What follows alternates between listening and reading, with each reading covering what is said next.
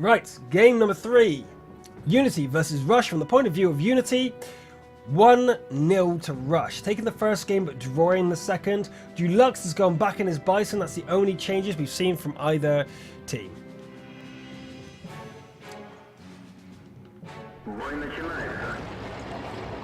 Now, as I've pointed out in Abbey before, very common tactics is sending one tank into the middle, one tank over to the far right, either this position or this corner here, with the artillery taking some position up in the back line. The rest of the team go to the hills. This is a tactic that happens much rarer, where the AMX 5100 goes down to the far right, and the rest of the team goes up into here. What I am concerned about is that they're sending their T1 this way with the Bison and nothing at all to the hills, not even the 71. That means if Rush does go over that way, they could be in for a surprise.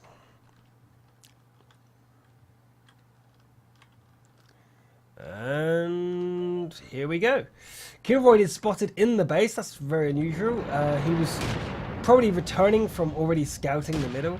And we do see a rush coming here from Unity as Cap, Antolich and Falcon are pushing up in the AMX 3090 and 2 T69s with the 71 in support all the way up into the far northwest, trying to catch the Bisons out. This is actually a really smart maneuver here from Unity.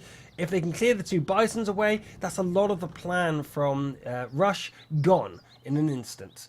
Now, the T1 and Bison combination going up to the top northeast side is actually to do the same, and Eclipse has been spotted and so has Dulux. Their plan is definitely working.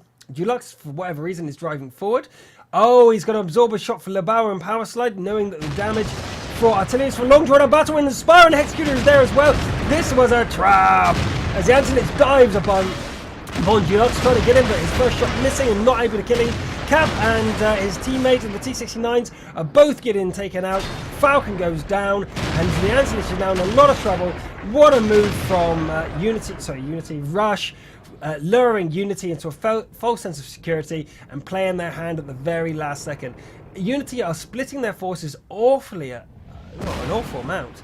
So that can't be good for them. Although Dulux did go down, that was a deliberate play from Rush to make Unity focus 1 or 2 shots on the Bison to make sure that goes down while the autoloaders unload onto their main force. Losing the 1390 and a T69 for a Bison just isn't worth it. On the far side though, the Kilroyd is spotted and gets a shot into Shy, but isn't able to finish him off. Their Doctor is trying to come and make something happen, but at this point Unity must be thinking to themselves that they are really far behind. But the AMX 5100 is retreating, and I'm not entirely sure the decision making there, because the T69 has been left on his own and he goes down, and now there's only one major combat tank left for Unity, and that's the AMX 5100. So I'm not sure the decision there to withdraw the AMX 5100 from the front lines. I'm not sure why that decision was being made. Lots of pings going out all over the map here in B5 and all that sort of jazz.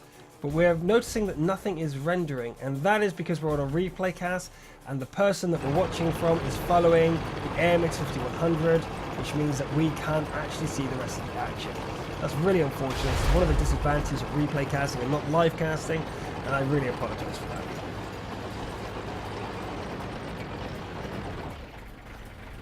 Unfortunately, such is the way of life.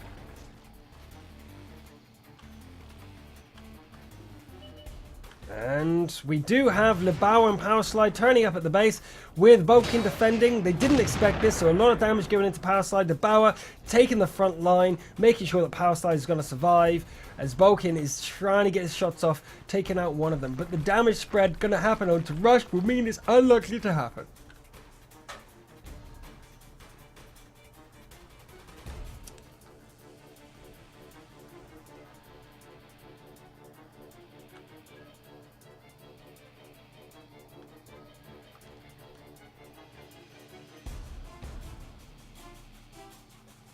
Vulcan withdrawing as best he can. I don't know why he feels like he can actually make too much of a difference here.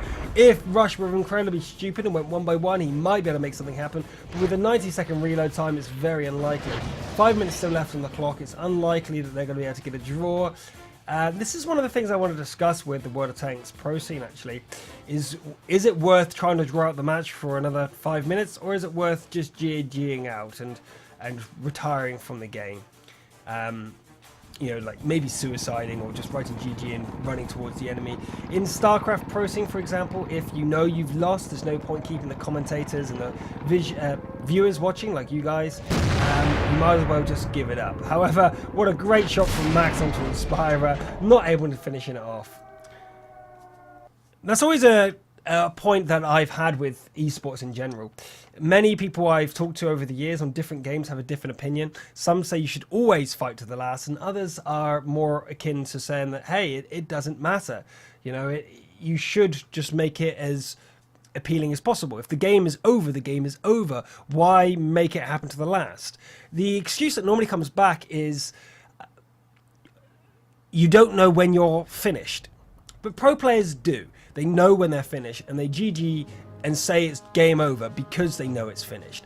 Now, if you're giving up too early, you're losing games where you shouldn't lose, then your team isn't as good as the other team anyway, and you're going to just eventually disappear. You'll see that happening a lot where you get players in the, I don't know, semi-professional level. They'll quit games early and not know when that they can actually come back.